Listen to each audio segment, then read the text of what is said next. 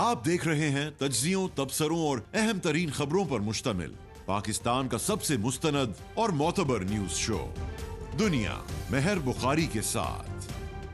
अस्सलाम वालेकुम and good evening. मैं हूं मेहर बुखारी। लेफ्टिनेंट जनरल मोहम्मद आसिम मलिक नए DGISI तैनात। लेफ्टिनेंट जनरल आसिम मलिक 30 सितंबर को अपनी जिम्मेदारी संभालेंगे, जबकि 25 अक्टूबर को चीफ जस्टिस सुप्रीम कोर्ट काजी फायज ईसा रिटायर हो जाएंगे। 2 महीने 13 दिन बाद मखसूस नशिस्तों से मुतल्लिक अदालत का तफसीली फैसला भी सामने आ गया है। दूसरी जानिब सुप्रीम कोर्ट के सीनियर प्यूनी जज मंसूर अली शाह का जजेस कमेटी में बैठने से इनकार। 2 बड़ी रिटायरमेंट्स और इदारों और सियासत में गहरी होती खलीज तासुर यही है कि कैफियत बदस्तूर तारी रहेगी। हुकूमत ने सदारती ऑर्डिनेंस के जरिए प्रैक्टिस एंड प्रोसीजर एक्ट में तरमीम की मंजूरी दी। चीफ जस्टिस सुप्रीम कोर्ट काजी फायज ईसा एक बार फिर मास्टर ऑफ दी रोस्टर बन गए। आला अदालत की जानिब से इस तरमीम पर 240 की रफ्तार से अमल हुआ। जस्टिस काजी फायज ईसा, जस्टिस अमीनुद्दीन और जस्टिस मंसूर अली शाह पर मुश्तमिल जजेस कमेटी कायम कर दी गई। अब से कुछ देर कबल सुप्रीम कोर्ट के सीनियर प्यूनी जज और चीफ जस्टिस काजी फायज ईसा के बाद अगले चीफ जस्टिस मंसूर अली शाह की तरफ से प्रैक्टिस एंड प्रोसीजर तरमीम ऑर्डिनेंस पर तहफ़्फ़ुज़ात का इजहार करते हुए जजेस कमेटी को खत लिख दिया गया है। आज सुप्रीम कोर्ट में प्रैक्टिस एंड प्रोसीजर एक्ट के तहत जजेस कमेटी के इजलास में जस्टिस मंसूर अली शाह जजेस कमेटी इजलास में शिरकत किए बगैर चले गए। जस्टिस मंसूर अली शाह की तरफ से ये खत एक ऐसे वक्त लिखा गया है कि जब तरमीमी ऑर्डिनेंस के बाद जजेस कमेटी के तीसरे मेंबर की तैनाती का इख्तियार चीफ जस्टिस काजी फायज ईसा को दे दिया गया था और आज बगैर जस्टिस मुनीब उस कमेटी की पहली मीटिंग हुई। जस्टिस मंसूर अली शाह ने खत में लिखा है कि इस खत के मंदरजात को आज यानी कि 23 सितंबर 2024 को तयशुदा तश्कील 9 कमेटी के मिनट्स में भी दर्ज किया जाए। जस्टिस मंसूर अली शाह ने खत में लिखा कि तरमीमी ऑर्डिनेंस के इजरा के बाद कमेटी उजलत में दोबारा तश्कील दे दी गई। कमेटी के हवाले से इस बात की निशानदेही की जाती है कि इस अदालत यानी कि फुल कोर्ट बेंच ने राजा आमिर बनामे रियासत पाकिस्तान केस में एक्ट की आईनी तौसीक को बरकरार रखते हुए कहा था कि आइन इस्लामी जमहूरिया पाकिस्तान के आर्टिकल 191 के तहत सुप्रीम कोर्ट ऑफ पाकिस्तान अपने अमल और तरीकाकार को रेगुलेट करने के लिए कवानीन बनाने का इब्तदाई और बुनियादी इख्तियार रखता है, जबकि कानून साजी का इख्तियार मुकन्नना को हासिल है। मुकन्नना के कानून साजी इख्तियार पर सुप्रीम कोर्ट महज एक चेक है जो शाज़ो नादिर और सिर्फ उस वक्त इस्तेमाल किया जाएगा कि जब उसे अवामी मुफाद में करना जरूरी हो। जस्टिस मंसूर अली शाह ने अपने खत में मजीद लिखा है कि प्रैक्टिस एंड प्रोसीजर एक्ट ने इंसाफ तक रसाई को आसान बनाया, शफाफियत को जन्म दिया, बुनियादी असूलों का इदराक किया, इंसानी हकूक के हवाले से इंसाफ को मौसर बनाया और सुप्रीम कोर्ट को ज्यादा आजाद किया। जस्टिस मंसूर अली शाह ने खत में लिखा है कि दूर अंदेशी और हिकमत के साथ इस अदालत ने अपनी आज़ादी पर कवायद की आड़ में पार्लियामेंट की जानिब से मुस्तकबिल में किसी भी मुदाखलत या तजावुज़ का दरवाज़ा ये कहकर बंद कर दिया कि अगर ऐसी कोई तरमीम की गई है या करने की कोशिश की गई कि जो अदलिया की आज़ादी पर समझौता करने या इसे नुकसान पहुंचाने के लिए या इंसाफ के मुनसिफाना और आज़ादाना धारे में खलल डालने या इंसाफ तक रसाई में किसी किस्म की रुकावट पैदा करने के लिए की गई, तो यह अदालत आइन की निगहबान होने के नाते इससे निपटेगी। जस्टिस मंसूर अली शाह ने राजा आमिर केस का हवाला देते हुए लिखा कि राजा आमिर केस के तनाजुर में कमेटी की तश्कील के तरीकाकार के साथ साथ तरमीमी ऑर्डिनेंस के जरिए की गई तरमीम के बाद चीफ जस्टिस को कमेटी की तश्कील के लिए गैर मंकूला और स्वाबदीदी इख्तियारात दे दिए गए हैं। जस्टिस मंसूर अली शाह ने मौजूदा आईनी बहरान का हवाला देते हुए ऑर्डिनेंस की टाइमिंग पर भी तबसरा करते हुए लिखा है कि एक्ट ऑफ पार्लियामेंट की बजाय जल्दबाजी में तरमीमी ऑर्डिनेंस का फिल फॉर निफाज उजलत में किया गया, जिसकी वजह बयान नहीं की गई। तरमीमी ऑर्डिनेंस के निफाज के चंद घंटों के अंदर ये इतला दी गई कि कमेटी की तश्कील 9 कर दी गई है। इस बात की कोई वजह, कोई जस्टिफिकेशन नहीं बताई गई कि दूसरे सीनियर तरीन जज जस्टिस मुनीब अख्तर को कमेटी की तश्कील से क्यों हटा दिया गया, जो एक्ट के सेक्शन 2(1) के तहत 11 मार्च 2024 को कमेटी के रुकन बने थे और तब से तमाम मीटिंग्स में शरीक रहे और आज होने वाली मीटिंग में भी शिरकत के लिए दस्तयाब थे। कोई वजह नहीं बताई गई कि अगले सीनियर तरीन जज को क्यों नजरअंदाज किया गया और उनकी बजाय चौथे सीनियर तरीन जज को कमेटी का रुकन नामजद किया गया। इस तरह की चेरी पिकिंग और वन मैन शो गैर जमहूरी रवैयों का इजहार करता है, जिसको बदलने और हौसला शिकनी की एक्ट में कोशिश की गई। जस्टिस मंसूर अली शाह ने राजा आमिर केस का हवाला देते हुए लिखा है कि इसी अदालत ने कहा कि सरकारी इदारों के दायरे में खास तौर पर सुप्रीम कोर्ट के मुकद्दस हॉलों के अंदर इंसाफ और वसीतर भलाई का असूल अहम संग बुनियाद की हैसियत रखता है। एक चीफ जस्टिस के हाथ कुल्ली इख्तियार, जमहूरी तर्ज हुक्मरानी और अदालती मुंसिफाना निज़ाम के खिलाफ है। अदालत का काम वन मैन शो के फरसूदा तसव्वुर से बालातर है कि जो एक ज्यादा जामे, शफाफ और मुंसिफाना अदलिया की अक्कासी करता है, जो हकीकी मायनों में अवामी मुफादात की खिदमत करती है। जस्टिस मंसूर अली शाह ने मजीद लिखा है कि इख्तलाफी आवाज़ों को खामोश करने की बजाय खुले मुकालमे के कल्चर को फरोग देने से इदारे की सलाहियत में इजाफा होता है। इख्तलाफ राय को दबाने की बजाय इजहार राय की आज़ादी के अज़म को की अक्कासी करता है। ये मुख्तलिफ नुक्ता नज़र और तामीरी बहस की हौसला अफजाई करता है। जस्टिस मंसूर अली शाह ने नुक्ता नंबर 6 में यह लिखा है कि इज्जतमाब चीफ जस्टिस की तरफ से तरमीमी ऑर्डिनेंस के इजरा के चंद घंटों के अंदर बगैर किसी कानूनी जवाज और अपने साथी जजों से मुशावरत के बगैर उजलत में तश्कील दी गई कमेटी उन असूलों और इस अदालत के फुल कोर्ट बेंच के फैसले की खिलाफ वर्जी भी करती नजर आ रही है। जस्टिस मंसूर अली शाह ने खत में एक बार फिर चीफ जस्टिस को मुखातिब करते हुए राजा आमिर केस का हवाला देते हुए लिखा है कि एक फैसला कि जो खुद मोहतरम चीफ जस्टिस ने तहरीर किया, ये बात भी मद्देनजर रखी जाए और रखनी जरूरी है कि मुअज़्ज़िज़ चीफ जस्टिस इज्तमाइयत और शफाफियत पर इस कदर पुख्ता यकीन रखते थे कि जब प्रैक्टिस एंड प्रोसीजर एक्ट मुतारिफ करवाया गया तो बतौर सीनियर प्यूनी जज उन्होंने खुद को तमाम बेंचेस से अलग कर लिया और कई महीनों तक चेंबर के काम का इंतखाब किया तावक्ते राजा आमिर केस का फैसला ना आ जाए और इस एक्ट की आईनी हैसियत का तयन ना हो जाए। इज्जतमाब चीफ जस्टिस के लिए एक्ट की अहमियत मजीद वाज़े हो गई क्योंकि यह पहला और वाहिद केस था कि जिसे अदालत ने चीफ जस्टिस का ओहदा संभालने के बाद सुना। जस्टिस मंसूर अली शाह ने आज़ादी, शफाफियत और इज्तमाइयत का हवाला देते हुए लिखा है कि आज़ादी, शफाफियत और इज्तमाइयत का तकाजा है कि मुअज़्ज़िज़ चीफ जस्टिस राजा आमिर केस के मशहूर फैसले की रोशनी में तरमीमी ऑर्डिनेंस के फौरी नफाज पर खतरे की घंटी बजाते, तशवीश का इजहार करते, तमाम जजों की फुल कोर्ट मीटिंग बुलाते, मुझे खदशा है कि तश्कील 9 कमेटी की तरफ से की गई कोई भी कार्रवाई या फैसला राजा आमिर केस में इस अदालत के फुल कोर्ट बेंच के फैसले के खिलाफ जाएगा और मुल्क के आला तरीन इदारे इंसाफ की सालमियत के साथ साथ अवाम के एतमाद को मजरू करेगा। जस्टिस मंसूर अली शाह ने खत में और इसके इख्तिताम पर यह लिखा है कि मेरा पुख्ता यकीन है कि जब तक तरमीमी ऑर्डिनेंस के जरिए की गई तरमीम की आईनी तौसीक का तयन इस अदालत का फुल कोर्ट बेंच नहीं कर लेता या इस अदालत के जज फुल कोर्ट में तरमीम पर अमल करने का फैसला नहीं करते या मुअज़्ज़िज़ चीफ जस्टिस साबका कमेटी में मौजूद दूसरे सीनियर तरीन जज को बहाल नहीं कर देते, बसाद एहतराम और अफसोस मुझे यह कहना पड़ेगा कि मैं कमेटी के इजलासों में शिरकत नहीं कर सकता। नाजरीन, वाज़े रहे कि वफाकी काबीना से मंजूरी के बाद सदर मुमलिकत आसिफ अली ज़रदारी ने प्रैक्टिस एंड प्रोसीजर एक्ट पर दस्तखत किए थे कि जिसके बाद वो नाफिजुल अमल हो गया था। प्रैक्टिस एंड प्रोसीजर एक्ट के सेक्शन 2 की ज़ेली शेख 1 के मुताबिक practice and procedure act committee मुकदमात मुकर्रर करेगी, बेंचेस तश्कील देगी। कमेटी चीफ जस्टिस, सीनियर तरीन जज और चीफ जस्टिस के नामजद जज पर मुश्तमिल होगी। प्रैक्टिस एंड प्रोसीजर ऑर्डिनेंस के तहत जस्टिस मुनीब अख्तर 3 रुकनी जजेस कमेटी से बाहर कर दिए गए हैं और चीफ जस्टिस काजी फायज ईसा ने उनकी जगह 4th इन सीनियरिटी जस्टिस अमीनुद्दीन खान को कमेटी रुकन नामजद कर लिया है। इदारा जाती खलीज सियासत पर तारी इस कैफियत का एक पहलू है।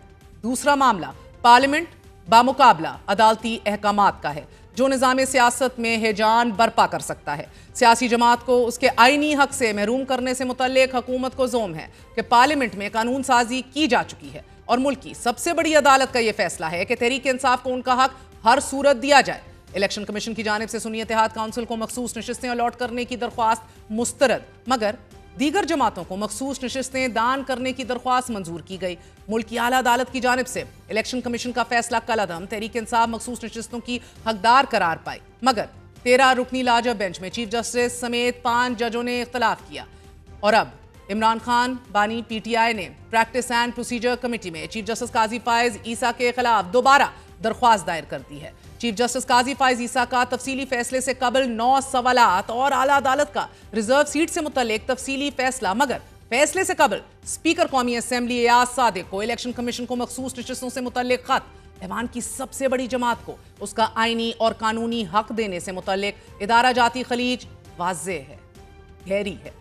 सियासत पर हिजान की कैफियत इसी शदोमत से जारी है। आला अदालत ने मखसूस नशिस्तों से मुतल्लिक अपने तहरीरी फैसले में रियासत की ऑटोनमस बॉडी इलेक्शन कमीशन के फैसले को आइन से मुतसादिम जबकि इख्तलाफी नोट लिखने वाले जजेस जस्टिस अमीनुद्दीन और जस्टिस नईम अख्तर अफगान के अमल को जजेस के मनसब के मुनाफी करार दे दिया है। सुप्रीम कोर्ट ऑफ पाकिस्तान ने पाकिस्तान तहरीक इंसाफ के मखसूस नशिस्तों से मुतल्लिक केस का तफसीली फैसला जारी करते हुए कहा है कि इलेक्शन कमीशन का 1 मार्च का फैसला आइन से मुतसादिम है।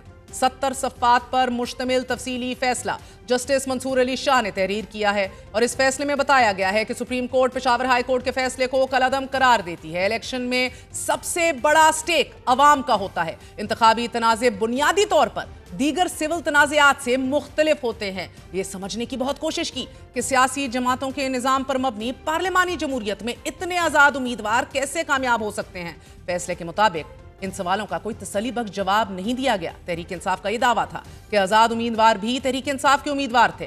पीटीआई के मुताबिक वोटर्स ने उनके पीटीआई उम्मीदवार होने की वजह से उन्हें वोट दिया। तफसीली फैसले में यह कहा गया है कि इंतखाबी निशान ना देना सियासी जमात के इंतखाब लड़ने के कानूनी और आईनी हक को मुतासिर नहीं करता। आइन या कानून सियासी जमात को इंतखाबात में उम्मीदवार खड़े करने से नहीं रोकता। पाकिस्तान तहरीक इंसाफ एक सियासी जमात है। तफसीली फैसले में यह कहा गया है कि इंतखाबी निशान के लिए नाअहल करार देने का वाहिद नतीजा यह है कि जमात को इंतखाबी निशान नहीं दिया जाएगा। इसके अलावा सियासी जमात के दीगर आईनी और कानूनी हकूक मुतासिर नहीं होंगे। ऐसा इंतखाबी कानून के जो सियासी जमातों का इंतखाबात में हिस्सा लेने का हक तस्लीम नहीं करता, आइन के आर्टिकल 17(2) के मुनाफी है। सियासी जमात को उनकी सरगर्मियों से महरूम करना उसकी सियासी मौजूदगी को तबाह करना है। तहरीरी फैसले में सुप्रीम कोर्ट ने इलेक्शन कमीशन के रवैये पर भी हैरानी का इजहार करते हुए लिखा है कि हैरत है, इलेक्शन कमीशन बुनियादी फरीक मुखालिफ के तौर पर केस लड़ता रहा। इलेक्शन कमीशन मैनेजमेंट बॉडी नहीं है। इलेक्शन कमीशन का बुनियादी काम साफ शफाफ इंतखाबात कराना है। इलेक्शन कमीशन की जानिब से इंतखाबी अमल में नुमाया गलतियों के बायस अदालती मुदाखलत जरूरी हो जाती है। इंतखाबी निशान ना होने पर मखसूस नशिस्तें ना दिए जाना इलेक्शन कमीशन की तरफ से इजाफी सजा है। आला अदालत ने अपने तहरीरी फैसले में लिखा है कि सुप्रीम कोर्ट बल्ले के निशान वाले केस में पार्टी के आईनी हकूक वाजे करती तो कंफ्यूजन पैदा ना होती। इलेक्शन कमीशन ने भी अपने हुक्मनामे में तहरीक इंसाफ के आईनी हकूक वाजे नहीं किए। अदालत और इलेक्शन कमीशन को मद्देनजर रखना चाहिए था कि इंतखाबी शेड्यूल जारी हो चुका है। वाजे कानून के बगैर किसी को सजा नहीं दी जा सकती। आइन में दिए गए हकूक को कम करने या कदगन लगाने वाले कवानीन का जायजा तंग नजरी से ही लिया जा सकता है। जमहूरियत में इनफरादी या इज्तमाई हकूक में कम से कम मुदाखलत यकीनी बनानी चाहिए। इंट्रा पार्टी इंतखाबात ना कराने की सजा इंतखाबी निशान वापस लेने से ज्यादा कुछ नहीं। इंतखाबी निशान वापस लिए जाने का मतलब ये नहीं कि सियासी जमात के आईनी हकूक खत्म हो गए हैं। नाज़रीन, फैसले में कहा गया है कि इलेक्शन कमीशन मुल्क में जमहूरी अमल का जामिन और हुकूमत का चौथा सतून है। इलेक्शन कमीशन फरवरी 2024 में अपना किरदार अदा करने में नाकाम रहा। फैसले में बताया गया है कि अवाम की ख्वाहिश और जमहूरियत के लिए शफाफ इंतखाबात जरूरी हैं। तहरीक इंसाफ कौमी असम्बली में मखसूस नशिस्तों की हकदार है और इलेक्शन कमीशन मखसूस नशिस्तों पर तहरीक इंसाफ के उम्मीदवारों को नोटिफाई करे। अवाम का वोट जमहूरी गवर्नेंस का अहम जुज्व है। आज फैसले के बाद तहरीक इंसाफ ने भी इलेक्शन कमीशन से मखसूस नशिस्तें फौरी नोटिफाई करने के हवाले से मुतालबा कर दिया है।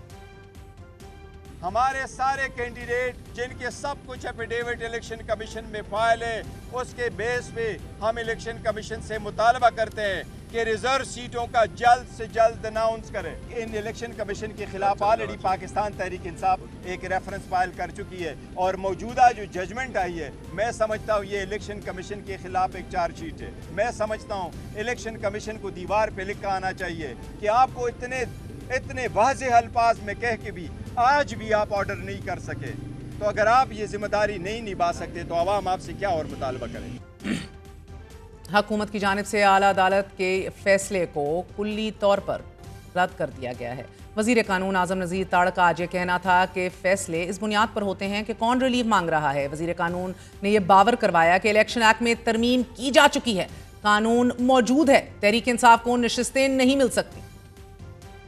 इलेक्शन एक्ट में जो 2 बुनियादी तरमीम की गई वो बतौर मुल्की कानून के आज भी कानून मौजूद है। 3 रोज़ के अंदर आपने किसी पॉलिटिकल पार्टी को ज्वाइन करना है और वो इर्रिवर्सिबल है अब कानून के तहत। कौन रिलीफ मांगने आया है किसने अपना मुकदमा दायर कर रखा है और प्रेयर क्या है, इस्तदा क्या की है, तो उसके अंदर रह के ये फैसले होते हैं। तो ये एक नई जूरिस्प्रूडेंस है। ऐसी सिचुएशन क्रिएट हो गई है कि वो पार्टी जो कि फरीक नहीं थी, जो मामला है उसने डिसाइड होना है मुल्की कानून के मुताबिक। यहाँ पे केस और है, इंडिपेंडेंट से भी बात आगे चली गई कि उन्होंने खुद एक अपनी सियासी जमात बना के, यानी कि उसमें शामिल हो के सुन्नी इत्तेहाद काउंसिल में अपना केस क्लोज कर दिया। कभी इन MNAs का ये केस नहीं रहा कि वो PTI हैं। इसके बारे में लोगों ने कहा कि ये वो 63A की तरह आइन को दोबारा रीराइट कर दिया गया है। इस हद तक तशरीह नहीं होनी चाहिए कि जो प्लेन लेटर ऑफ लॉ है कॉन्स्टिट्यूशन का, वो ही बिल्कुल तब्दील होके रह जाए। तो आईने पाकिस्तान में जो स्कीम है उसमें लिखा है इन अकॉर्डेंस विद लॉ, तो उसको मद्देनज़र रखा जाए तो ये सीट्स जो हैं ये नहीं दी जा सकती। अब अदालत का फैसला अदरवाइज़ है। ये एक फर्दर राउंड ऑफ लिटिगेशन की मुझे लग रहा है कि इसमें ज़रूरत है। सिचुएशन ये है कि एक तरफ इस वक्त मुल्की कानून है, दूसरी तरफ अदालत का फैसला है। सुप्रीम कोर्ट ने तहरीक इंसाफ को रिलीफ देने पर वजाहत दी है कि पाकिस्तान तहरीक इंसाफ एक सियासी जमात है। तहरीक इंसाफ की केस में फरीक बनने की दरख्वास्त हमारे सामने मौजूद थी। अमूमी तौर पर फरीक बनने की दरख्वास्त पर पहले फैसला किया जाता है। ये अदालत मुतादिद मुकदमात में कह चुकी है कि मुकम्मल इंसाफ करते हुए अदालत किसी तकनीकी टेक्निकल असूल की पाबंद नहीं। फैसले में कहा गया कि आमतौर पर अदालत ये करती कि पहले PTI की दरख्वास्त समाअत के लिए मंजूर करती, फिर रिलीफ देती, लेकिन अदालत इस तरीकाकार में उस वक्त नहीं पड़ती कि जब अवाम के वोटर्स का तहफ़्फ़ुज़ और अवाम के वोट का तहफ़्फ़ुज़ और आर्टिकल 17 की शेख 2 और आर्टिकल 19 का मामला हो। ऐसे वक्त में इससे कोई फर्क नहीं पड़ता कि हमारे सामने सुन्नी इत्तेहाद काउंसिल थी या तहरीक इंसाफ या कोई और सियासी जमात। जबकि नाजरीन, स्पीकर पंजाब असेंबली मलिक अहमद का यह कहना है कि जज साहिबान अपने कोर्ट्स में बैठकर पार्लियामेंट को इंस्ट्रक्शंस दे रहे हैं। यहाँ हमने ऐसी जजमेंट्स भी देखी जिनमें मोअज़्ज़िज़ जज साहिबान ने अपनी कोर्ट्स में बैठ के पार्लियामेंट को इंस्ट्रक्ट किया। The word instruct is there in the judgments. क्या आप ये कानून पास करें? भाई आप कैसे कह सकते हैं कि कौन सा कानून कौन पास करे और कौन ना करे? यहाँ पे जज मेड लॉ की गुंजाइश नहीं है। इट्स एन इनेक्टेड लॉ जो पड़ा हुआ है स्टैट्यूट। ये इस फैसला आने के बाद से, जब से ये सीनियोरिटी अपॉइंटमेंट रिमूवल का प्रोसीजर बना, what good judiciary has done. पिछली से आज क्या फर्क है? क्या उमर अताब बंदियाल साहब की कोर्ट में 5 और 7 जजेस की तकसीम आप भूल गए? क्या साकिब निसार साहब की अदालत आपको भूल गई है? क्या जमाली साहब की कोर्ट के अंदर की गई वर्स्ट पॉलिटिकल एक्ट्स में से आप सरफे नजर कर रहे हैं? तो ये प्रोडक्ट्स हैं उस फैसले के बाद की बनी सुप्रीम कोर्ट्स के। अदालतों से जिस टकराव का हुकूमत इरादा कर चुकी है, माजी में इसी टकराव पर मियां साहिबान पीपल्स पार्टी को नाकों चने चबा चुकी है। पीपल्स पार्टी की हुकूमत कानून की गिरफ्त में आने से बचने के लिए अदालतों से टकराने का फैसला कर चुकी है। सुप्रीम कोर्ट ने यूसुफ रजा गिलानी को सजा दी है। यूसुफ रजा गिलानी साहब जो है वो सजा को तस्लीम नहीं कर रहे और फिर कहते मैं अपील में जाऊंगा। भाई अपील से पहले नीचे उतरो। लेकिन ये बात नहीं कि सुप्रीम कोर्ट फैसला दे और आप उसको मानने से इनकार करो। ये इंसानों की बस्ती है, इंसानों की, ये हैवानों की बस्ती नहीं है। हम इसको हैवानों की बस्ती नहीं बनने देंगे। 2 जुलाई को सुप्रीम कोर्ट में सुन्नी इत्तेहाद काउंसिल की मखसूस नशिस्तों से मुतल्लिक केस की समाअत के दौरान जस्टिस अतर मिनल्ला ने ये रिमार्क्स दिए थे कि इलेक्शन कमीशन ने खुद आइन की संगीन खिलाफ वर्जी की। क्या बुनियादी हकूक के मुहाफिज होने के नाते हमारी जिम्मेदारी नहीं कि इसे दुरुस्त करें? जबकि जस्टिस काजी फायज ईसा का यह मौकफ रहा कि तहरीक इंसाफ 1 साल का वक्त लेने के बावजूद इंट्रा पार्टी इंतखाबात नहीं करवा सकी। तफसीली फैसले में यह कहा गया है कि इंट्रा पार्टी इंतखाबात मंजूर या नामंजूर होने तक मुंतखब उम्मीदवार पार्टी ओहदेदार तसव्वुर होंगे। Tehreek Insaf intra party elections पर इलेक्शन कमीशन के एतराज पर वजाहत फैसले का हिस्सा बना दिया गया है और इसके अंदर तहरीर किया गया है। पैरा 58 में तहरीक इंसाफ के इंट्रा पार्टी इलेक्शन पर इलेक्शन कमीशन के एतराज की वजाहत है। सियासी जमात के ओहदेदारान इलेक्शन एक्ट की शेख 208 के तहत मुंतखब होते हैं। मुंतखब ओहदेदारान का सर्टिफिकेट इलेक्शन एक्ट की शेख 209 के तहत दिया जाता है। इंट्रा पार्टी इलेक्शन की इलेक्शन कमीशन से नामंजूरी पर पुराने ओहदेदार बहाल हो जाते हैं। सुप्रीम कोर्ट ने अपने फैसले में तहरीक इंसाफ को रिलीफ देने पर वजाहत और 2 जजेस के इख्तलाफी नोट पर शदीद तहफ़्फ़ुज़ात का इजहार किया है। फैसले में कहा गया है कि भारी दिल से बताते हैं कि 2 साथी जजेस अमीनुद्दीन और जस्टिस नईम अफगान ने हमारे फैसले से इत्तफाक नहीं किया। जिस अंदाज में 2 जजेस ने अक्सरियती फैसले पर इख्तलाफ का इजहार किया वो मुनासिब नहीं। ऐसा लगता है कि 2 जजेस अपनी हदूद से तजावुज कर गए। ऐसे मुशाहिदात इंसाफ के आला तरीन इदारे की सालमियत को नुकसान पहुंचाते हैं। ऐसा लगता है कि ये अमल अदालती कार्रवाई में रुकावट डालने की कोशिश है। फैसले में कहा गया कि जस्टिस अमीनुद्दीन और जस्टिस नईम अख्तर अफगान का अमल सुप्रीम कोर्ट के जजेस के मनसब के मुनाफी है। जस्टिस अमीनुद्दीन खान और जस्टिस नईम अख्तर अफगान ने सुप्रीम कोर्ट के मखसूस नशिस्तों के हवाले से दिए गए अक्सरियती फैसले से इख्तलाफ किया था। 2 जज साहिबान की जानिब से 29 सफ़ात पर मुश्तमिल इख्तलाफी नोट में यह कहा गया था कि साबित शुदा हकीकत है कि सुन्नी इत्तेहाद काउंसिल ने बतौर सियासी जमात आम इंतखाबात में हिस्सा नहीं लिया। हता कि सुन्नी इत्तेहाद काउंसिल के चेयरमैन ने भी आज़ाद हैसियत में इंतखाब लड़ा है। तहरीक इंसाफ मखसूस नशिस्तों के केस में फरीक नहीं थी। इसे रिलीफ देने के लिए आइन के आर्टिकल 175 और 185 में तफवीज़ दायरा इख्तियार से बाहर जाना होगा और आर्टिकल 51, आर्टिकल 63 और आर्टिकल 106 को मुअत्तल करना होगा। अक्सरियती फैसले ने केस के मखसूस हालात की इस्तलाह पर तहरीक इंसाफ को रिलीफ दिया। हमारी जुर्रत नहीं कि उन्हें रिलीफ दें कि जो केस में फरीक ही नहीं थे। कोई रियासती इदारा ऐसे अदालती हुक्म का पाबंद नहीं कि जो आइन से मुताबिकत ना रखता हो। पेशावर हाई कोर्ट के फैसले में कोई सुकम मौजूद नहीं, जबकि सुप्रीम कोर्ट ने आज अपने तफसीली फैसले में यह भी लिखा है कि इलेक्शन तनाज़ात हल करने में अदालतों की बुनियादी जिम्मेदारी वोटर्स के हकूक का तहफ़्फ़ुज़ है। अदालतों ने यकीनी बनाना है कि अवाम के वोटों से मुंतखब अफराद शफाफियत के तहत अपनी जिम्मेदारी संभालें। अदालतें सियासी मुफाद और तासुब से बालातर हों। सुप्रीम कोर्ट ने यह फैसला करना था कि किस जमात को कितनी मखसूस नशिस्तें मिल सकती हैं। इन नशिस्तों पर सियासी जमातों की जानिब से नामजद अफराद का इनफरादी हक नहीं होता। इलेक्शन तनाज़ात की नौयत और अदालतों की जिम्मेदारी का मामला पार्टी वुकला ने दलाइल में नहीं उठाया। सुप्रीम कोर्ट ने अपने फैसले में मजीद लिखा है कि इलेक्शन एक्ट का रूल 94 आइन के आर्टिकल्स 51 और 106(3) के मुनाफी है। इलेक्शन एक्ट का रूल 94 इलेक्शन एक्ट और आइन के खिलाफ करार दिया जाता है। लिहाजा इलेक्शन एक्ट का रूल कलअदम और गैर मौसर है। नाजरीन, वाज़ेह रहे कि हर आइनी इदारे के पास ये अपने ज़ाब्ते होते हैं, अपने ज़ाब्ते और रूल्स बनाने का इख्तियार होता है। तफसीली फैसले में इलेक्शन कमीशन के रूल 94 को कलअदम करार दे दिया गया है। इसी रूल के तहत इलेक्शन कमीशन ने बंटवारा किया था मखसूस नशिस्तों का। एक सियासी जमात वो होगी कि जिसके पास सिंबल होगा, और अब इस रूल को उड़ा दिया गया है, अल्ट्रा वायर्स करार दे दिया गया है। इस तफसीली फैसले में अहम तरीन सवाल है कि इलेक्शन कमीशन का अगला इकदाम क्या होगा। 5 दिन से इलेक्शन कमीशन लगातार मीटिंग्स कर रहे हैं, लेकिन अभी तक कोई वाज़ेह मौक़िफ़ सामने नहीं आया। आपको बताते चलें कि सुप्रीम कोर्ट ने 14 सितंबर के वजाहती ऑर्डर को भी फैसले का हिस्सा बनाते हुए यह कहा है कि वजाहती ऑर्डर इलेक्शन कमीशन की दरख्वास्त पर जारी किया था। वजाहत अपने ही फैसले की करना थी, इसलिए प्री कैन को नोटिस देना जरूरी नहीं था। जब इलेक्शन कमीशन गलतियां करे तो अदालती मुदाखलत जरूरी हो जाती है। मुकम्मल इंसाफ के लिए अदालत की ताकत जमहूरियत के तहफ़्फ़ुज़ के लिए अहम है। इलेक्ट्रल इंसाफ की अदम फरामी जमहूरियत की हैसियत को खतरे में डाल सकता है। इंतखाबी दयानतदारी को कॉम्प्रोमाइज करना जमहूरियत की हैसियत को खतरे में डाल सकता है। हैरान कुन बात यह है नाजरीन कि तफसीली फैसले से कबल स्पीकर कौमी असम्बली यास सादिक ने चीफ इलेक्शन कमिश्नर को पार्लियामेंट की खुद मुख्तारी कायम रखते हुए मखसूस नशिस्तें अलॉट करने से मुतल्लिक खसूसी तौर पर खत लिखा और चीफ जस्टिस सुप्रीम कोर्ट ने 8 जजेस के फैसले से मुतल्लिक 9 सवालात तहरीर किए। स्पीकर कौमी असम्बली ने अपने खत में इलेक्शन कमीशन को यह लिखा कि जिस रुकने पार्लियामेंट ने कागजात नामजदगी के साथ पार्टी सर्टिफिकेट नहीं दिया वो आज़ाद तस्वुर होगा। वो आज़ाद अरकान के जो एक सियासी जमात का हिस्सा बन गया उसे पार्टी तब्दील करने की इजाजत नहीं दी जा सकती। पार्लियामेंट ने इलेक्शन एक्ट मंजूर कर लिया है, सदर के दस्तखत के बाद नाफिजुल अमल हो चुका है। ये इलेक्शन कमीशन पार्लियामेंट के कवानीन पर अमल करे। सुप्रीम कोर्ट का फैसला माजी के एक्ट के तहत था जिसका अब इतलाक नहीं है। अब तरमीम शुदा इलेक्शन एक्ट मौजूद रहेगा। इलेक्शन कमीशन पार्लियामेंट और जमहूरी असूलों की बालादस्ती यकीनी बनाए। अदालती फैसले का तासुर यह है कि किसी जमात के रुकन को दूसरी जमात में शामिल होने की इजाजत दी गई। सुप्रीम कोर्ट का फैसला महीनों बाद आया जब अरकान पहले ही एक सियासी जमात में शमूलियत इख्तियार कर चुके थे। एक्ट के तहत सुप्रीम कोर्ट और हाई कोर्ट के डिक्लेरेशन का कोई असर नहीं होगा।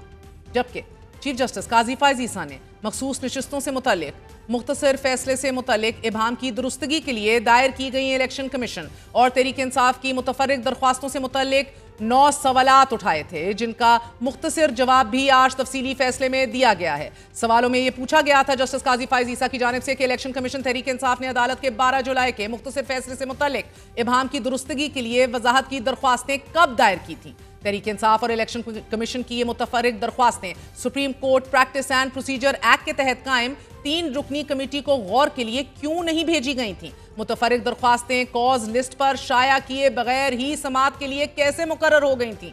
क्या रजिस्ट्रार ऑफिस ने मुतल्लिका फ्रीकैन और अटॉर्नी जनरल ऑफ पाकिस्तान को इस हवाले से नोटिस जारी किए थे।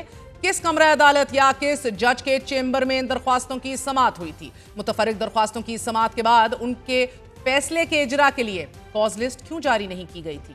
हुक्मनामा सुनाने के लिए दरख्वास्तों को किसी कमरा अदालत में मुकर्रर क्यों नहीं किया गया था।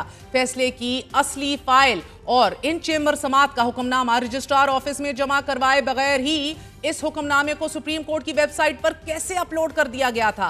हुक्मनामे को सुप्रीम कोर्ट की ऑफिशियल वेबसाइट पर अपलोड करने का हुक्म किसने दिया था।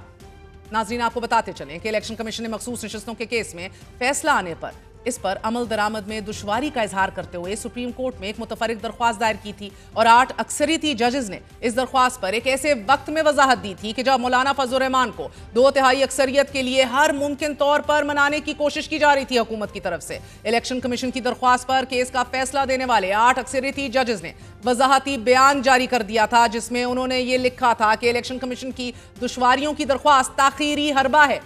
4 सफ़ात पर मुश्तमिल वजाहती बयान में जजेस ने यह वाज़ेह कर दिया था कि इंतखाबी निशान ना होने के बायस सियासी जमात का आईनी और कानूनी इख्तियार ख़त्म नहीं किया जा सकता। तहरीक इंसाफ सियासी जमात थी और है।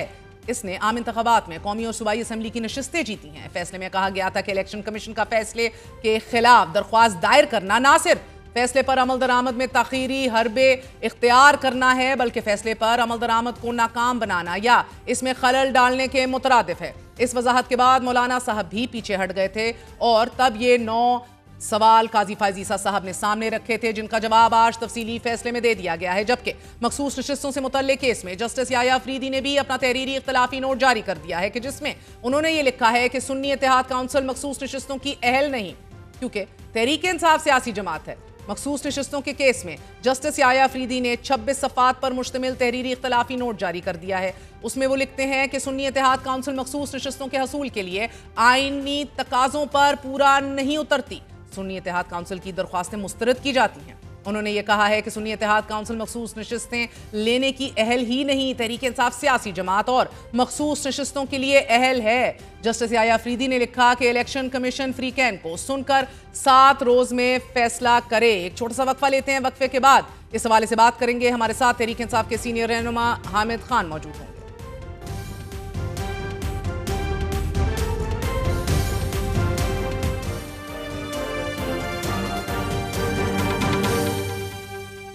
हमारे साथ मौजूद हैं सीनियर कानूनदान, वकील और तहरीक इंसाफ के सीनियर रहनुमा हामिद खान साहब। हामिद साहब, बहुत बहुत शुक्रिया साथ देने का। सर, जस्टिस मंसूर अली शाह आज कह रहे हैं कि ये ऑर्डिनेंस फुल कोर्ट के फैसले के खिलाफ है। उन्होंने ना शिरकत की कमेटी इजलास में, बल्कि 3 सफ़ात पर मुश्तमिल तहरीरी एक ख़त लिखा है और ऑप्शंस दी हैं कि फुल कोर्ट मीटिंग बुला ली जाए या फिर प्रीवियस कमेटी को रिस्टोर कर दिया जाए, जिसके अंदर जस्टिस मुनीब अख्तर भी मौजूद थे। As he rightfully pointed out Hamid Sahab के ऑर्डिनेंस ये तो नहीं कह रहा था कि जस्टिस मुनीब अख्तर को रिप्लेस कर दिया जाए। चीफ जस्टिस रिटेन कर सकते थे जस्टिस मुनीब को। क्या अब लग रहा है आपको कि ये बहुत ही एक किस्म की कोऑर्डिनेशन वाज़े तौर पर दिख रही है जिसको हाईलाइट कर रहे हैं जस्टिस मंसूर अली शाह साहब अपने ख़त में?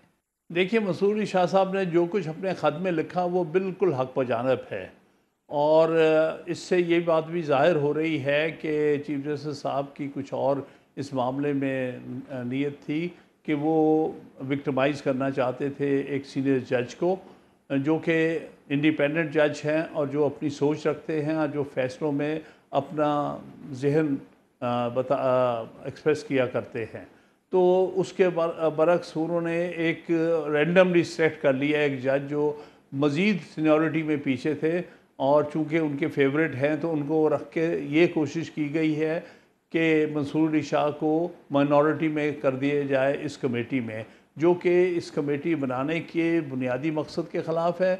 और फिर जो जजमेंट, फुल कोर्ट जजमेंट आई है इस केस में, जिसका बारहा हवाला दिया है मंसूर अली शाह साहब ने अपने ख़त में, वो उसको पूरी तरह इग्नोर किया। हालांकि चीफ जस्टिस साहब के पास कोई इख्तियार नहीं है कि उस जजमेंट को वो नज़रअंदाज कर सके। तो इसलिए मंसूर अली शाह साहब ने बिल्कुल सही चीज़ें पॉइंट आउट की हैं चीफ साहब को कि भाई ये ना करो, ये मुनासिब नहीं है, क्योंकि ये तो आपने पहले फुल कोर्ट ने जो फ़ैसला किया है उसकी लेटर स्पिरिट के ख़िलाफ़ है। हामिद साहब, मंसूर अली शाह साहब का ये कहना कि यहाँ ऑर्डिनेंस आता है और चंद घंटों में कमेटी तश्कील भी दे दी जाती है, हर उस असूल के बरखिलाफ़ के जिसके लिए ख़ुद चीफ जस्टिस काजी फ़ायज़ ईसा माजी में खड़े हुए थे, और ना ही मुशावरत की जाती है। Do you think that other senior जजेस, ब्रदर जजेस जो हैं, उनके अंदर भी एक ये रिजर्वेशन होगी ज़रूर? और आने वाले दिनों में सर अगर वो अटेंड नहीं करेंगे जब तक ये रिवर्स ना हो या तो फुल कोर्ट ना बिठाया जाए, जो ऑप्शंस उन्होंने ख़त में दिए हैं, किस तरह का माहौल बनते देख रहे हैं सर? एक civil war in supreme court so to say, या सजाद अली शाह साहब के वक्त जैसी दो सुप्रीम कोर्ट्स? देखिए, यही अफसोस हो रहा है जो सूरत हाल इस वक्त, जो रोल मौजूदा चीफ जस्टिस साहब जो कि वर्चुअली अपने आखिरी दिनों में हैं चीफ जस्टिस, तो वो जो रोल प्ले कर रहे हैं वो इसी किस्म का डिवाइसिव रोल है जो कि एक ज़माने में सजाद अली शाह साहब ने किया था। और सारी कोर्ट तकरीबन चंद एक 3-4 जजेस जो उनके साथ थे, बाकी सारी अदालत उनके ख़िलाफ़ हो गई थी, क्योंकि वो हर काम जो कर रहे थे वो बाकी जजेस को और कोर्ट को अपने साथ कॉन्फिडेंस में लिए बगैर कर रहे थे। तो इसलिए ये काम मौसूफ भी कर रहे हैं, जो कि मैं समझता हूँ बड़ा नामुनासिब है। और मंसूर अली शाह साहब ने ख़ास तौर पे जिसमें इस बात का ज़िक्र किया है कि हमने हमेशा कोलिजियम की बात की है कि कोर्ट जो है वो एक चीफ जस्टिस नहीं, वन मैन शो नहीं होता, बल्कि ये सारी कोर्ट होती है और सबको अपने साथ कैरी करना होता है। चीफ जस्टिस ने वो अकेला अपनी मर्ज़ी से नहीं चल सकता। और दूसरी बात उन्होंने ये भी बड़ी वाज़ेह तौर पर कही है कि ये आप ख़ुद इस चीज़ के बड़े हामी थे कि पहले जो बंदयाल साहब अकेले कर रहे थे वो मुनासिब नहीं था, तो आप कहते थे कि नहीं, सबको साथ कैरी करो। तो आपको क्या हो गया? आप ये सब कुछ कहने के बाद ट्रांसपेरेंसी, कोलिजियम को प्रमोट करना, ये सारी चीज़ों को आप ख़ुद करते रहें। आज जो आप कर रहे हैं वो उस सब के बरक्स है।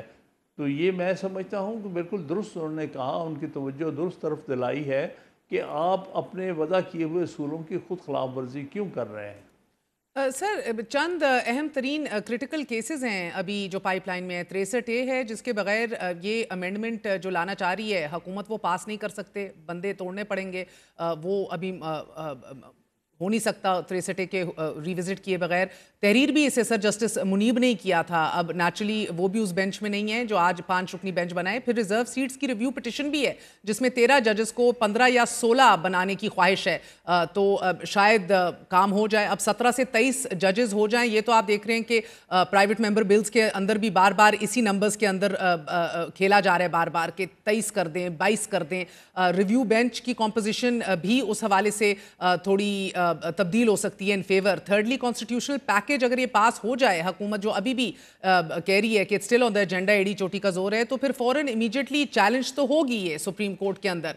और अगर बेंच की कॉम्पोजिशन जो अब इस ऑर्डिनेंस के बाद आप देख रहे हैं कि उसके अंदर चीफ जस्टिस का एक, जो भी चीफ जस्टिस हों वो अपना एक, अकॉर्डिंग टू मंसूर अली शाह साहब, चेरी पिक कर सकते हैं अपना एक और जज, अपने एक और भाई को। तो कॉम्पोजिशन वहाँ भी फ्लेक्सिबिलिटी उसमें भी दिखती है, उधर भी डिसमिस कर दिया जाएगा अगर इसको चैलेंज किया जाए कॉन्स्टिट्यूशनल अमेंडमेंट को। और सर फिर अहम तरीन यकीनी तौर पर आपके जहन में होगा, जस्टिस मुनीब हों, जस्टिस आयशा हों, जस्टिस मजहर हों, जस्टिस हसन अजहर हों एंड अमंगस्ट अदर्स, इन सब की out of turn appointment case की पिटिशन भी पेंडिंग है सुप्रीम कोर्ट में, वो भी एक्सेलरेट होने का कहीं ना कहीं खदशा पाया जा रहा है। रिकाउंटिंग जो है केसेस के हवाले से, उसकी भी रफ्तार तेज तर की जा सकती है। सो ये these are all things which can pan out in the next coming month. जी बिल्कुल सही है, इन सारे ख़तरात सामने आ रहे हैं। हालांकि 63A वाले केस की इतनी जल्दी में, जबकि सालों पेंडिंग था ये केस, एकदम लगाने की कोई किसी किस्म का तुक नहीं है, किसी किस्म का कोई जवाज़ नहीं है।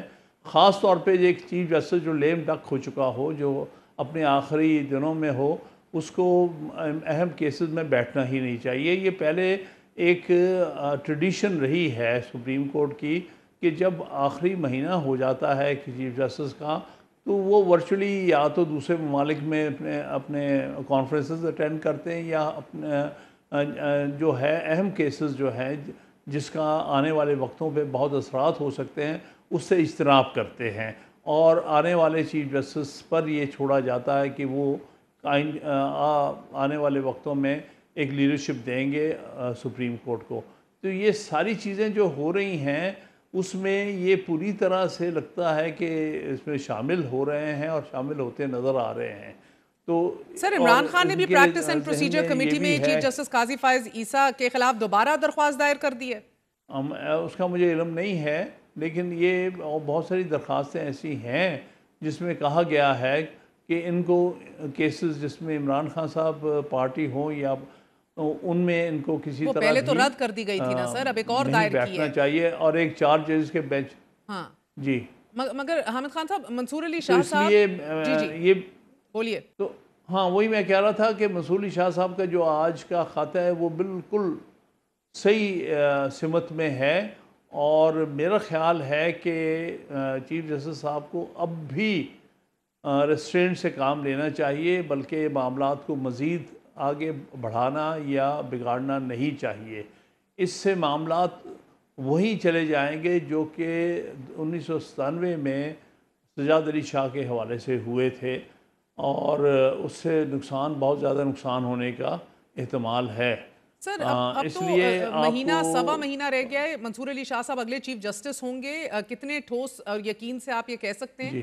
और फिर वो सुप्रीम कोर्ट कितनी बाइख्तियार होगी, ये भी कितने ठोस और यकीन से आप कह सकते हैं? क्योंकि अगर उस सुप्रीम कोर्ट की इख्तियारात और पावर्स में ही डाइल्यूशन आ गई, फॉर इंस्टेंस जो कॉन्स्टिट्यूशनल अमेंडमेंट लाने के ख्वाह थे इस प्रोजेक्ट में, 53 में से तो कहीं 45 के करीब तो अमेंडमेंट्स ऐसी थी जो डायरेक्ट बराह रास्त अदलिया और जुडिशरी से डील कर रही थी, एंड दे मेकिंग कि सुप्रीम कोर्ट जो है वो डायरेक्टली नहीं डील करेगी किसी भी आईनी इशू से, it will be a subordinate to the federal constitutional court जो ये बनाना चाह रहे थे।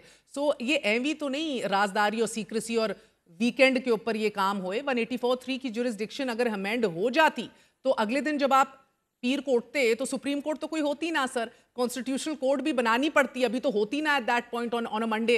सो कहीं भी चैलेंज भी ना हो, ये हो सकती, फेट कॉम्प्लाई भी हो जाता। तो बेशक मंसूर अली शाह साहब अपॉइंट हो भी जाएं चीफ जस्टिस, ये आपको लगता है हुकूमत की ये ख्वाहिश है कि पावर्स ही खत्म हो गई हों? देखिए, ये उनकी बदनीयती है हुकूमत की, और इसी तरह से जिस तरह से खेल खेला जा रहा था कि किसी भी पार्लियामेंटेरियन के पास ड्राफ्ट था ही नहीं जो जिसके लिए वो वोट मांग रहे थे, जिसके लिए वो नंबर पूरे कर रहे थे, और ये बताया नहीं जा रहा था कि क्या अमेंडमेंट क्या है जिसके लिए आप नंबर पूरे करते हैं। तो यहाँ तो बदनीयती बड़ी वाज़ेह थी, और बल्कि सुना है कि जो अपने आप को लॉ मिनिस्टर कहते हैं या प्राइम मिनिस्टर कहते हैं, उनके पास भी ड्राफ्ट नहीं था। तो इसलिए इन हालात में जो किसी किस्म की भी अमेंडमेंट लानी जो है वो स्वाय बदनीयती के और कुछ नहीं हो सकती। दूसरी बात ये है कि ऐसी अमेंडमेंट की कोई वैल्यू नहीं है। अब इसके ऊपर सेटल्ड लॉ है कि आप बुनियादी स्ट्रक्चर, ये बुनियादी फीचर्स को अमेंड नहीं कर सकते कॉन्स्टिट्यूशनल अमेंडमेंट के ज़रिए भी। लिहाजा from that point of view भी मेरे नज़दीक इस किस्म की कॉन्स्टिट्यूशनल अमेंडमेंट जो है इसकी कोई वर्थ नहीं है। इंडिया में बहुत सारी ऐसी कॉन्स्टिट्यूशनल अमेंडमेंट्स को उनकी सुप्रीम कोर्ट ने रिजेक्ट किया है और उनको वॉइड डिक्लेयर किया है। तो यही इख्तियार सुप्रीम कोर्ट ऑफ पाकिस्तान के पास भी है, जो कि फुल कोर्ट ने तकरीबन 13-4 की मेजॉरिटी के साथ एक्सेप्ट किया था कि कुछ जो बुनियादी फीचर्स हैं, ये मैं बात कर रहा हूँ 2015 की जजमेंट फुल कोर्ट की, जिसमें 21वीं तरमीम चैलेंज हुई थी। उन्होंने वहाँ ये कहा था कि कुछ बुनियादी फीचर्स हैं जो कि अमेंडमेंट से भी नहीं हटाए जा सकते, जिनमें कि इंडिपेंडेंस ऑफ जुडिशरी उन्होंने कहा था, जिनमें सेपरेशन ऑफ पावर्स की बात की गई थी। तो ये दो ऐसे हैं, ये जो अमेंडमेंट प्रपोज अमेंडमेंट है ये क्लियरली इन दोनों बुनियादी फीचर्स के ख़िलाफ़ है। ये जुडिशरी की इंडिपेंडेंस भी ख़त्म करने के दर पे है, और उसके साथ साथ जो सेपरेशन ऑफ पावर्स, यानी ये पार्लियामेंट जो है वो इख्तियारात ले जाना चाहती है जुडिशरी की, जो कि वो नहीं ले सकती। जुडिशरी के इख्तियारात अपनी जगह मगर हामिद खान साहब, एज ऑफ राइट नाउ तो अभी तो अपने फैसलों पे अमल दरामद करना सबसे बड़ा चैलेंज है ना। अब हर इदारे के पास अपने ज़ाब्ते होते हैं, बिल्कुल रूल्स बनाने का हक होता है, इख्तियारात होते हैं। रूल 94 जो है वो कलअदम करार दे दिया गया है आज के तफसीली फैसले में। इसी रूल के जी हाँ। तहत ही इलेक्शन कमीशन ने बंटवारा कर दिया था मखसूस नशिस्तों का, और एक सियासी जमात जो कि PTI है, अब उसके कहा था कि सिंबल भी नहीं होगा, so can not be recognize. अब इस रूल को जो उड़ा दिया है इस तफसीली फैसले के अंदर, अल्ट्रा वायर्स करार दे दिया है, तो क्या ये चैप्टर क्लोज समझा जाए अब? जी, ये बिल्कुल चैप्टर अब फुल कोर्ट का डिसीजन है, majority of the full court का सर डिसीजन 5 दिन है। हो गए ना इलेक्शन उसके कमीशन मुताबिक मीटिंग रूल करते जा रहे हैं, 94 इलेक्शन के कमीशन का मौकफ ही सामने नहीं आ रहा। देखो जी, इलेक्शन कमीशन तो इस वक्त हर गलत काम करने पे तुला हुआ है, सुप्रीम कोर्ट के फैसलों पर अमल दरामद नहीं करना चाहता, और इस मामले में मौजूदा हुकूमत और इलेक्शन कमीशन ये एक ही पेज पर हैं, और उनकी कोशिश यही है कि जो भी फैसला सुप्रीम कोर्ट करे, अगर उनकी पसंद का फैसला ना हो तो उस पर अमल दरामद ना हो। तो सर गवर्नमेंट कल ही फिर से प्रेस कर सकती है कि रिव्यू पिटिशन लगाई जाए और हमारी सुनवाई हो। आज भी वजीर कानून कह रहे थे फर्दर राउंड ऑफ लिटिगेशन की ज़रूरत है, यह है मुल्की कानून वर्सेस अदालती फैसला, और कह रहे थे कि मुल्क के अंदर जब कानून राइज है, मौजूद है, 104A है, सेक्शन 66 है, तो गुंजाइश नहीं रहती अमल दरामद करने की। तो इस डिटेल जजमेंट के ऊपर अगर प्रेस करें कि फॉरेन रिव्यू सुना जाए और डिटेल जजमेंट को सस्पेंड करके फैसला दिया जाए, यू थिंक कि ये कर सकती है हुकूमत? गलत मौक़िफ़ है, और इसका मकसद सिर्फ आइन की धज्जियाँ बखेरना है। सर हुकूमत के पास फिर अभी ऑप्शन क्या है आपकी नज़र में? ऑप्शन ये है कि जो सुप्रीम कोर्ट ने फैसला दे उस पर अमल दरामद करे। सर वो तो अभी ये करना नहीं चाह रहे ना, उनका राइट ऑफ रिव्यू तो है, एंड वो कह रहे हैं कि आज इन सो मेनी वर्ड्स एग्जैक्टली ये बात वजीर कानून ने कही है कि ये सीट्स तो नहीं दी जा सकती। राइट ऑफ रिव्यू जो है वो होता है, लेकिन उस पर तब तक अमल दरामद नहीं रुक सकता जब तक कि सुप्रीम कोर्ट खुद अपनी फैसले को सस्पेंड ना करे। वो फैसला फील्ड में है, सस्पेंड नहीं हुआ, इसलिए हुकूमत ये नहीं कह सकती कि हम अमल दरामद नहीं करेंगे क्योंकि हमने रिव्यू पिटीशन फ़ाइल की हुई। रिव्यू पिटीशन तो फिर फाइल हमने भी की हुई है फरवरी की, वो जो सिंबल वाले केस में, वो उस पर अमल दरामद भी हुआ है। सिर्फ रिव्यू पिटीशन फाइल करने से ही अमल दरामद रुक सकता हो तो उस पर अमल दरामद रुक जाना चाहिए था। इसलिए कभी भी कानून बड़ा वाज़ेह है, रिव्यू पिटीशन डालने से कभी कोई फैसले पर अमल दरामद नहीं रुकता जब तक कि कोर्ट खुद अपने फैसले पर अमल दरामद को रोकना दे या सस्पेंड ना कर दे। तो अब ऑप्शंस क्या हैं और कितनी देर होगी? क्योंकि फिल फॉर रिजर्व सीट्स देने का तफसीली फैसले में भी कहा गया है, PTI ने भी आज दरख्वास्त की है, मगर इलेक्शन कमीशन खामोश है और हुकूमत ने तो वाज़े तौर पर कह दिया ये सीट्स नहीं दी जा सकती। सो हम किस तरह के क्राइसिस और कन्फ्रंटेशन के मोड में जा रहे हैं सर? नहीं, बड़े बदकिस्मती की बात है क्योंकि हमारे अदारे जो हैं आइन की धज्जियाँ बखेर रहे हैं। हमारी जो एग्जेक्टिव है, जो हमारे वज़ीर हैं, वो खुल्लम खुला आइन की खिलाफ वर्जी कर रहे हैं। तो है, मेरे होगा क्या? तो होगा अल्टीमेटली ये होगा कि ये सबके खिलाफ आर्टिकल 6 के मुकदमा चलेंगे क्योंकि इन्होंने आइन का जो है हुलिया बिगाड़ दिया है। इन्होंने जिसको कहते हैं सबवर्ट करना कॉन्स्टिट्यूशन, इन्होंने सबवर्ट किया है कॉन्स्टिट्यूशन को। बिलखसूस ये इलेक्शन कमीशन ने, बिलखसूस जो स्पीकर ने इलेक्शन कमीशन को ख़त लिखा है कि आप हमारी बात माने और सुप्रीम कोर्ट का फैसला ना माने, तो ये मेरे नज़दीक तो सबवर्शन ऑफ कॉन्स्टिट्यूशन। और आर्टिकल 6 साबित कौन करेगा? गवर्नमेंट प्रोसिक्यूशन करती है, गवर्नमेंट बड़ी वाज़ेह पोजीशन में, इलेक्शन कमीशन भी साथ खड़ा है। देखिए वो तो वक्त बताएगा, हर चीज़ एक जैसी नहीं रहती और आइन की खिलाफ वर्जी के हवाले से तो सर जस्टिस लेजिटिमेसी कोई नहीं। जस्टिस नईम अफगान और जस्टिस अमीनुद्दीन खान का बड़ा वाज़ेह इख्तलाफी नोट है। वो तो बात कर रहे हैं कि ऐसे किसी फैसले पर अमल दरामद करना ही नहीं चाहिए जो आइन के खिलाफ हो। वो तो अपने तय एक आर्टिकल 6 की बात कर रहे हैं अपनी फेलो ब्रदर्स पे। सो नामुनासिब अल्फाज का जिक्र किया गया हुकूमत की तरफ से कि अपने कॉलीग्स के हवाले से इस्तेमाल किए, लेकिन क्या वाकई किए हैं या शुरुआत ही इन दो जज साहिबान ने की थी अपने इख्तलाफी नोट से ये कहकर कि बहरहाल जो इलेक्शन कमीशन है वो गैर आइनी फैसला इम्प्लीमेंट नहीं करेगा। और इत्तेफाक ना करना तो सही है शायद सर, लेकिन ये कहना शायद रियासत पाबंद नहीं है फैसला करने पर, और वो भी अब जजेस का अपने तय कहना। मेरे नज़दीक तो ये बड़ा क्लियर मिसकंडक्ट था इन दोनों का, और इस पहले से भी मैंने भी ये कहा है कि इन दोनों के ख़िलाफ़ दर हकीकत जो है जो सुप्रीम जुडिशल काउंसिल को एक्शन लेना चाहिए, क्योंकि ये ऐसी बात कह नहीं सकते अपने कुलीग के बारे में कि आप इनके फ़ैसलों पर अमल दरामद, मेजॉरिटी के फ़ैसले पर अमल दरामद ना करें, क्योंकि फ़ैसला जो होता है वो मेजॉरिटी का होता है और यही आइन कहता है और आइन के मुताबिक है। ये कहना कि फ़ैसला जो है ये आया मेजॉरिटी डिसाइड करेगी कि आइन क्या कहता है, या 2 जज 13 में से कहेंगे कि जो आइन के मुताबिक नहीं है उस पर अमल दरामद ना किया जाए। लिहाजा मेरे नज़दीक तो उन्होंने क्लियर मिसकंडक्ट किया है, जुडिशल मिसकंडक्ट किया है। और सर, आप एक कॉन्स्टिट्यूशनल क्राइसिस होते देख रहे हैं आने वाले चंद दिनों और हफ्तों में? ऑलरेडी हो चुका है। जिस दिन से ये इस किस्म का जाली जो है अमेंडमेंट पैकेज लाया गया है, उसी दिन से उन्होंने एक क्राइसिस पैदा कर दिया और फिर उसमें सीक्रेसी रखना, और जब ये डिस्क्लोजर हुआ जो अभी तक हम फाइनली नहीं कह सकते कि असल क्या है, अभी भी क्या चीज़ जो पब्लिक आई में आई है कि ये इनका पैकेज था, तो वो भी है कि नहीं हम नहीं फाइनली कह सकते। लेकिन जो कुछ आया भी सामने है वो तो बड़ा वाज़े तौर पर उनका मकसद ही मुल्क के अंदर हर तरह का क्राइसिस पैदा करना है, judicial crisis, constitutional crisis, crisis of confidence, हर चीज़ को ये जो है तहतेक करने पे तुले हुए हैं। और कौन हुकूमत जिसका काम है मुल्क के अंदर मामलात को तय करना, ये हर चीज़ को खुद अनबैलेंस कर रहे हैं, खुद उनमें एक बुहरानी कैफियत पैदा कर रहे हैं, मुल्क में क्योस क्रिएट कर रहे हैं। वो वक्त आ गया है कि आप लोग एक पेज पे आ जाएं, तमाम तर पॉलिटिशियंस कुछ असूलों के बारे में तो क्लैरिटी रख लें।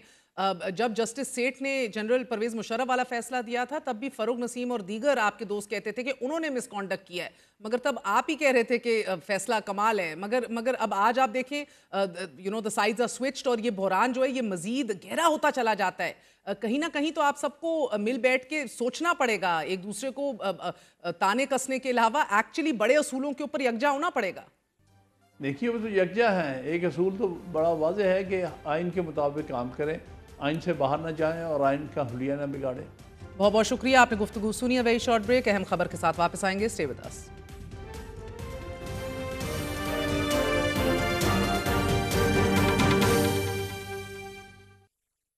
तकरीबन 1 साल तक मुसलसल गजा पर फिजाई बमबारी, ज़मीनी हमलों और फ़लस्तीनियों की नस्ल कशी के बाद इसराइल ने मशरिक मगरब और जनूब से लेबनान पर बमबारी शुरू कर दी है। गुज़िश्ता हफ्ते पेजर्स और वॉकी टॉकी धमाकों के बाद इसराइल ने लेबनान के अंदर नया जंगी महाज खोलते हुए आबादी को निशाना बनाया है, कि जिसके नतीजे में अब तक 300 के करीब लेबनानी शहीद जबकि 1000 से ज्यादा जख्मी हो चुके हैं। इजरायली फजाइया ने लेबनान में 800 से ज्यादा मकामात पर हमले किए हैं और इन हमलों के बाद जनूबी लेबनान का दीगर इलाकों से राब्ता न सिर्फ मुनक़ता हो गया है, बल्कि खदशा जाहिर किया जा रहा है कि पूरा खित्ता जंग की लपेट में आ सकता है, क्योंकि इजरायली हमलों के बाद लेबनान की तंजीम हिज़्बुल्लाह ने हमले तेज कर दिए हैं। गुज़िश्ता रोज शुरू की जाने वाली इस फिजाई बमबारी से कबल इसराइल ने लेबनानी अवाम को इलाका खाली करने का अल्टीमेटम भी दे दिया था। और यही नहीं, इसराइली फौज की तरफ से भी अभी भी गजा में बमबारी जारी है एज़ वी स्पीक, और पूरी दुनिया को इसराइली बर्बरियत दिखाने वाले न्यूज़ चैनल अल जज़ीरा की नशरियात भी बंद कर दी गई हैं। इसराइली फौज ने मगरबी किनारे के इलाके रामुल्ला में ब्यूरो ऑफिस पर हमला किया। 45 दिन तक चैनल ना सिर्फ बंद रखा, बल्कि चैनल के मरकजी दरवाजे पर भी ताला लगा दिया गया। इजरायली फौज के अहलकार अल जज़ीरा के ब्यूरो ऑफिस में दाखिल हुए, नशरियात रोक दी, तोड़ फोड़ की और फिर दफ्तर में लगी मरहूम सहाफ़ियों की तस्वीर भी फाड़ दी गई। दफ्तर में मौजूद आलात और दीगर सामान को भी जब्त कर लिया गया, हत्ता कि वेबसाइट को भी ब्लॉक कर दिया गया है, कि जिसके बाद मगरबी किनारे में अल जज़ीरा की नशरियात बारहा टीवी और वेबसाइट्स पर तमाम तर नशरियात और अपडेट्स बंद हो चुकी हैं। आज के लिए इतना ही। गुड नाइट, अल्लाह हाफ़िज़।